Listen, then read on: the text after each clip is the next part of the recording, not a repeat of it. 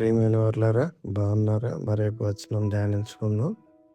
అతడు తన సేవకులను చూచి, ఇతని వలె దేవుని ఆత్మ గల మనిషిని కనుగొలమా అని అనెను. ఆదికాండము 41:38. యోసేపు యొక్క ప్రత్యేకమైన గుణములను ఫరో గుర్తించాడు. దైవికమైన జ్ఞానం.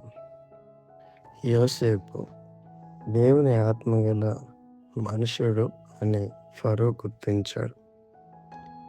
నాయకత్వపు సామర్థ్యం. ఫరో ఐగుప్తు నిమిత్తము యోసేపులోని సామర్థ్యాలను కనుగొన్నాడు. దేవుని అనుగ్రహం ప్రకాశిస్తుంది.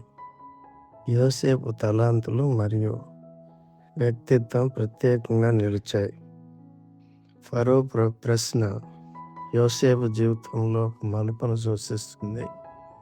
అతను అధికారంలోనికి రావటానికి మార్గమును సరళం చేసింది. దేవుడు మిమ్మల్ని దీవించును గాక. ఆమేన్.